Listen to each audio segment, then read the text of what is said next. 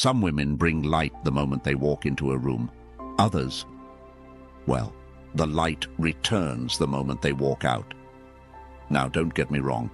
This isn't about bitterness, and it's not about blame. It's about clarity.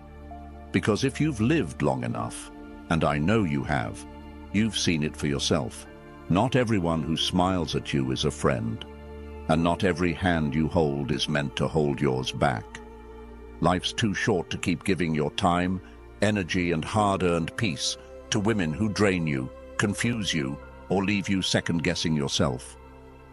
Especially the ones who hide behind charm, beauty, or those perfectly polished social graces. In today's video, we'll uncover 6 unmistakable signs of bad women, traits you can't afford to ignore. This isn't about judgment, it's about wisdom, about recognizing who deserves a seat at your table and who's only there to take the bread. As Marcus Aurelius once said, "The happiness of your life depends on the quality of your thoughts." I'd add, it also depends on the company you keep. Let's sharpen that clarity together. Ready? Let's begin. 1. She's always the victim. The first sign of a bad woman is one many men overlook until it's too late. She's always the victim, and I mean always. It doesn't matter if it's a stranger at the grocery store, her best friend of 20 years, or her last 3 ex-husbands. Somehow, in every story, she's the one who got hurt, betrayed, or wronged. You sit across the table from her, listening, nodding, maybe even feeling protective at first. She's convincing. She paints vivid pictures of how unfair life has been to her, how misunderstood she is. And if you're not paying close attention, you might think, maybe she just needs someone to treat her right. That's the hook. But the longer you stay, the more you realize. This isn't about past wounds. This is about control. I knew a man, Tom, a good man, steady, kind. He met a woman like this after his divorce. At first, he thought she was refreshingly open. She told him everything, how her ex lied to her, how her boss held her back because he was intimidated by strong women, how her family always took her sister's side growing up. He admired her strength for getting through all that. But as the months passed, the stories never stopped. And they always followed the same script. Everyone was toxic. Every job ended unfairly. Every friendship ended in betrayal. Eventually, Tom found himself playing a role he didn't sign up for. He was either the hero, constantly reassuring her she was right, or the villain when he disagreed, or heaven forbid, suggested she take some responsibility. This is where it gets dangerous. A woman who sees herself as a perpetual victim will never take ownership of her role in anything. She will rewrite every situation to suit her version of the truth. And if you get close, you'll be dragged into that narrative, often as the next source of her suffering. You'll be the one who let her down, the one who never really understood her. It's a cycle, and it's exhausting. Stoicism teaches us that we cannot control other people. We can only control ourselves. Marcus Aurelius said, "You have power over your mind, not outside events. Realize this, and you will find strength." But the woman who clings to victimhood refuses that power. She surrenders to life's circumstances and demands everyone else bear the weight of her emotions. She will drain your energy, your patience, and if you're not careful, your peace of mind. So, what do? You recognize it for what it is. You stop playing the rescuer. You don't take responsibility for someone else's wounds that they refuse to heal. You stay grounded in reason, not emotion. You offer compassion. You keep your boundaries. And if the stories never change, you step back, quietly, firmly. Stoic wisdom reminds us that peace is found within. And if someone repeatedly pulls you into chaos, it's not unkind to walk away. It's wise. 2. She's addicted to drama. The second sign is one you'll feel in your gut before you see it with your eyes. She's addicted to drama.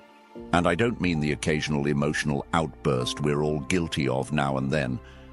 I'm talking about a woman whose entire life seems like an endless stage play, one she's directing, starring in, and rewriting by the hour. If life around her gets too calm, too steady, she'll find a way to light a match and burn it down just to feel alive again. To her, peace is boring. Stability makes her restless.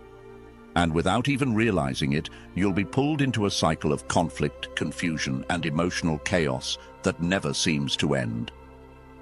The pattern usually starts small. Maybe one day she's upset because you were distracted while she was telling a story. Or you didn't text back quickly enough, and suddenly it's proof you're pulling away. What was a quiet evening turns into an argument you didn't see coming. You spend hours trying to explain yourself, apologizing for something you don't fully understand, and by the end of it, you're the one exhausted, while she seems strangely energized. That's the thing about people who thrive on drama. It gives them a sense of control. Chaos becomes their comfort zone because it keeps them at the center of attention. The world spins around their emotions, and everyone else is left trying to keep up. From a Stoic point of view, this behavior makes perfect sense when you strip it down. Seneca once wrote, "An angry man opens his mouth and shuts his eyes." And this applies here. A person addicted to drama isn't interested in truth or resolution. She's interested in the feeling of power that comes with stirring emotions, whether her own or yours. She loses sight of reason because she's blinded by impulse and emotion. She's not looking for harmony. She's looking for stimulation. And if you happen to be the nearest source of it, you'll be caught in the crossfire. The real danger for you is how easy it is to get swept up in it.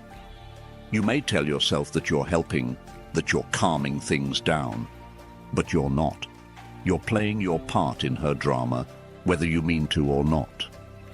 And over time, it chips away at your peace, your clarity, and eventually, your sense of self. You become reactive, anxious, walking on eggshells, wondering what will trigger the next storm.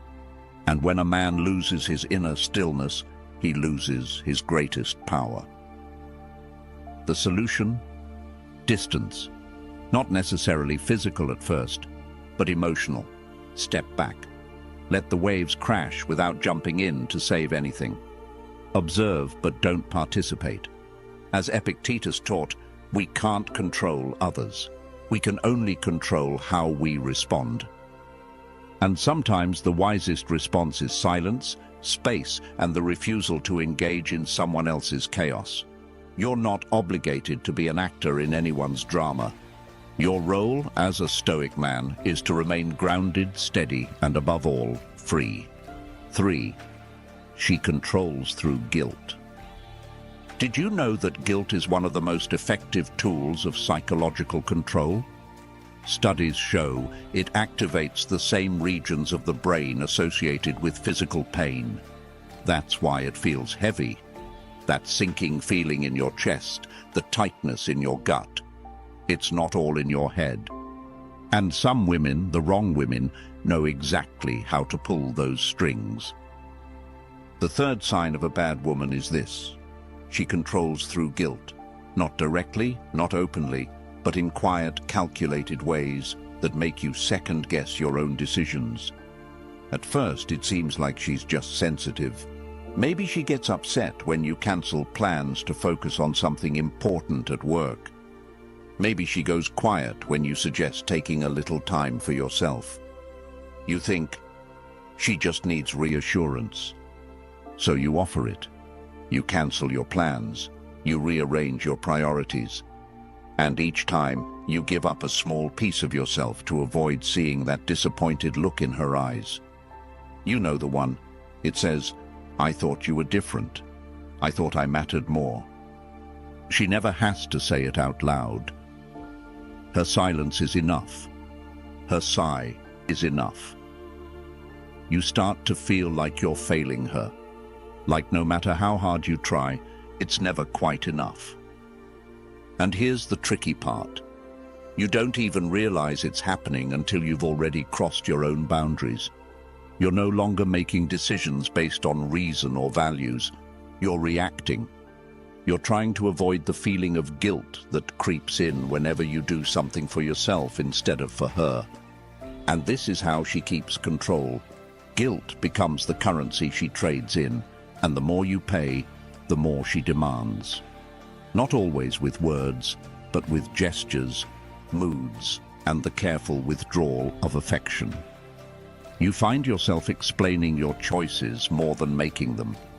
You become the villain in her story if you don't meet unspoken expectations. Slowly, you stop being yourself and start playing a role she's written for you. Stoic philosophy has an answer for this. Epictetus said, "No man is free who is not master of himself." And this is the core of it.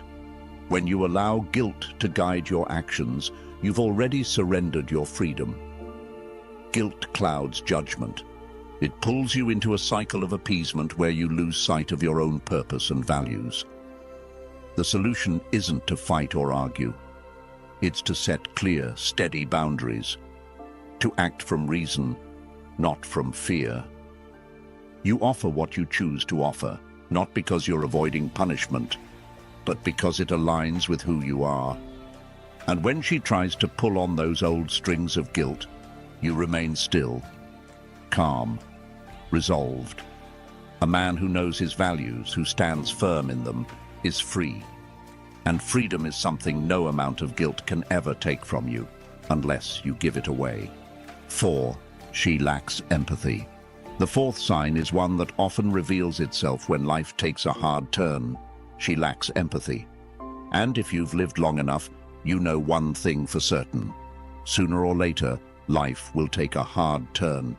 Maybe you lose someone close. Maybe your health takes a hit. Maybe business goes sideways. In those moments, we all learn who is truly in our corner. A woman who lacks empathy. She won't be there. Or if she is, it's only because she thinks she should be, not because her heart is in it. You'll notice it in small ways at first. Maybe you mention feeling worn out after a brutal week, and she glances up from her phone for half a second before steering the conversation back to something about her day, usually something trivial. Or perhaps you share something personal, something that took a bit of courage to open up about, and instead of leaning in, she brushes past it like it's just another line in a casual conversation. There's a distance there. You feel it. It's not just that she doesn't understand. She doesn't care to. A man I know, someone I respect, once told me about a woman he dated after his wife passed away. At first, she seemed supportive. But when the real weight of his grief surfaced, when he needed someone who could just sit with him in the quiet and be there, she became uncomfortable, restless, impatient. She didn't have the emotional range to meet him where he was. Instead, she changed the subject. She offered shallow reassurances and then steered things back to herself, her plans, her problems, her life. Eventually, he realized he was lonelier with her than he was by himself. And this is where we bring in Stoic thought. Marcus Aurelius wrote, "Waste no more time arguing what a good man should be one." But I'd offer this addition: waste no more time hoping someone will become something they are not. Empathy isn't something you can teach or coax out of someone. It's either there or it's not. And when it's missing, you'll feel it in your bones. An empathetic partner doesn't need to fix you. She doesn't even need to say much. But her presence, steady, calm, and sincere, reminds you that you're not alone. A woman who lacks empathy can sit right next to you, yet you'll feel miles apart. If you find yourself making excuses for why she seems distant during your hardest moments, stop. Pay attention to that feeling. Stoicism teaches us to accept what is. Not what we hope for, but what is. And what is, in this case, is simple. If she cannot meet you with compassion when life gets hard, she will not be there for the storms to come. The solution isn't to demand more from her. It's to choose differently for yourself. Walk away if you must, not in anger, but in clarity. Life's too short to be with someone who listens with their ears, but not their heart. 5. She's obsessed with superficial things. The fifth sign is one that's easy to overlook at first, but over time it will drain the life right out of you. She's obsessed with superficial things. Not in a casual, harmless way. This is someone who measures life by appearances. How big the house is, how expensive the shoes are, how many people are watching, liking and applauding. The things that hold no real weight in the long run, yet they're treated as if they are life itself. Her sense of value is tied to what she can show off, not who she truly is. You may think it's harmless. After all, what's wrong with wanting nice things? But the problem runs deeper. It's not about the things. It's about what they represent to her. Status, approval, superiority. She judges herself, and more importantly, she judges you, based on what you can provide on the outside. You'll find yourself feeling like a contestant in an endless competition you never signed up for. Whether you make 6 figures or 7, whether you drive a reliable truck or a luxury car, it's never enough. Because someone else always has more, and she's always looking for the next rung to climb. The Stoics warned us about this kind of thinking over 2,000 years ago. Epictetus said, "Wealth consists not in having great possessions, but in having few wants." And yet, a woman who is obsessed with status and appearance is never content. No matter what she gets, it's not satisfaction she feels. It's a momentary high, followed by the emptiness of wanting more. It's like trying to fill a broken jar. Everything you pour in leaks right back out. She's caught in the cycle of chasing externals, and if you tie yourself to her, you'll be dragged along for the ride. But here's the truth that Stoicism teaches us. Externals are indifferent. Marcus Aurelius called them things indifferent, meaning they don't add or subtract anything to who you are as a human being. Character is what matters. Virtue, how you live your life and what you stand for. A woman who can't see past the surface will never recognize that in you, no matter how deeply you live by those principles. Seneca said, "It is not the man who has too little, but the man who craves more, that is poor." The woman obsessed with superficial things is the poorest kind of companion, because she will never know contentment and she will never offer peace. And peace, my friend, is what a Stoic man guards above all else. If you find yourself with someone like this, someone who cares more about how things look than how things truly are, understand this. You will lose yourself if you try to keep up. Your energy, your dignity, your peace. It will be spent chasing shadows. The solution is simple, though not always easy. Walk away, not out of bitterness, but out of wisdom. Because a man who values his peace knows when to leave a shallow life behind. 6. She can't admit she's wrong. The sixth sign is one that reveals itself in those small moments of disagreement that turn into something much bigger than they should be. She can't admit she's wrong. Not ever. You could lay out every fact, explain your side with calm reason, even show proof so obvious a child would understand it, and still, she'll twist the story to make herself right. And if she can't win on facts, she'll shift the ground beneath your feet. Suddenly, it's no longer about the disagreement at hand, but about how you're making her feel, or how you're attacking her character, or how you always do this. The original point vanishes under an avalanche of emotional deflection. At first, you may think it's just pride, or maybe she's having a bad day. But over time, you realize it's not just occasional stubbornness. It's a pattern. She cannot own her mistakes, no matter how small.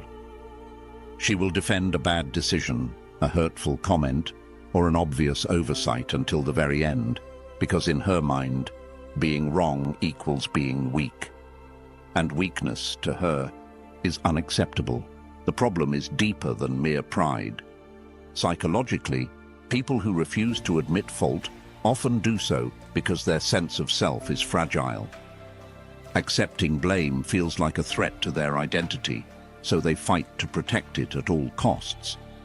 But when someone makes being right the goal in every interaction, they sacrifice something far more valuable: growth, connection, and trust.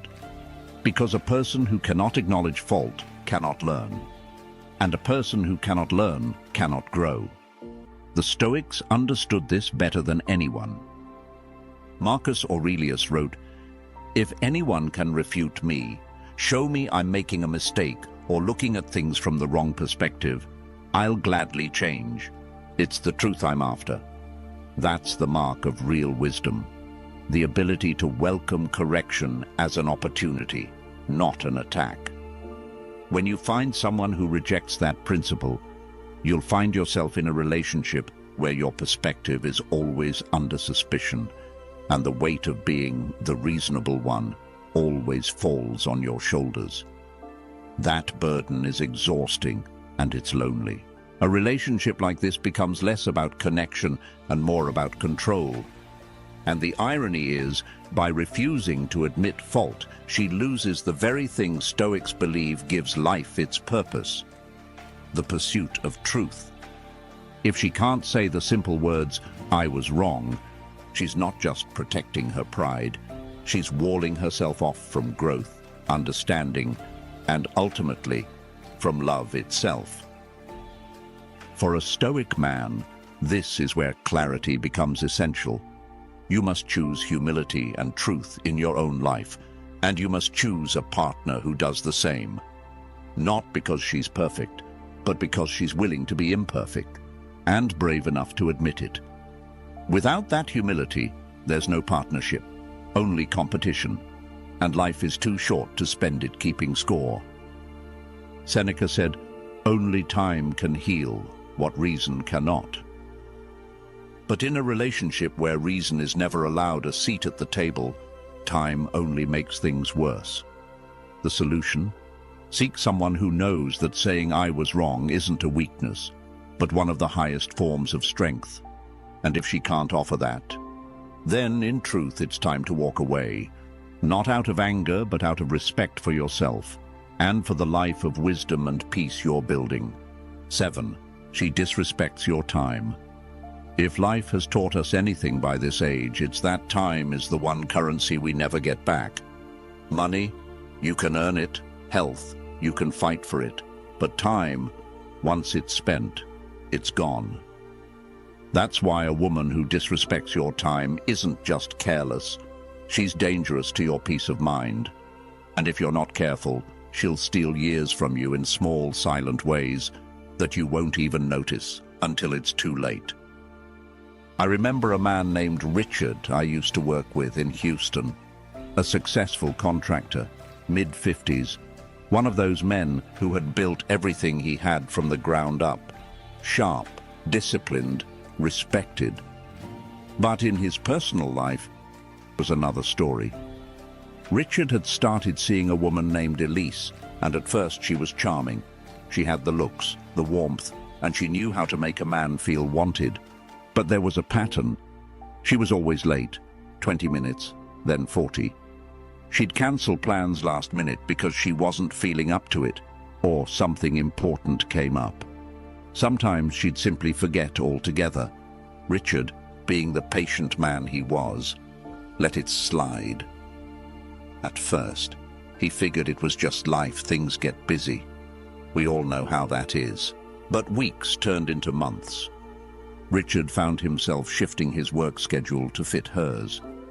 He waited in restaurants alone. He delayed trips and cancelled fishing weekends with old friends because Elise said she really wanted to see him that day, only to bail without a second thought. I'll never forget sitting across from him one afternoon, watching him stare at his phone after she'd stood him up again. He just shook his head and said, "Man, I feel like I'm always waiting." That's what happens when someone disrespects your time. They keep you waiting, not just physically, but mentally and emotionally. And if you're not careful, they'll make you believe it's normal, that you need to be more understanding, that this is just how things are now. But a Stoic man knows better. Seneca wrote, "It is not that we have a short time to live, but that we waste much of it." And that's the truth Richard came to realize. Elise wasn't busy. She wasn't forgetful. She simply didn't value his time because she didn't value him. And he had allowed it by not valuing his own time first.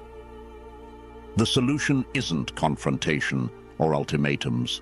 It's clarity. Respect your own time as fiercely as you respect your life, because they are one and the same. A woman who honors you will honor your time. She will show up when she says she will. She will treat your minutes as something sacred, because they are.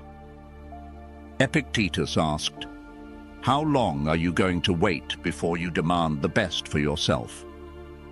Richard stopped waiting, and so should you. Time wasted is life wasted. Spend yours where it's valued. I would love to hear about your journey and triumphs. Please hit subscribe, turn on the notification bell, and leave a comment below to share your story, your successes, and even the challenges you've overcome. If you're not sure what to comment, just write, "I love this," to show that you've completed this session. Your engagement helps this community grow toward wisdom and the art of turning every challenge into an opportunity. I'll leave 2 more videos here so you can continue learning and growing on your personal development journey. Thank you, and I'll see you in the next video.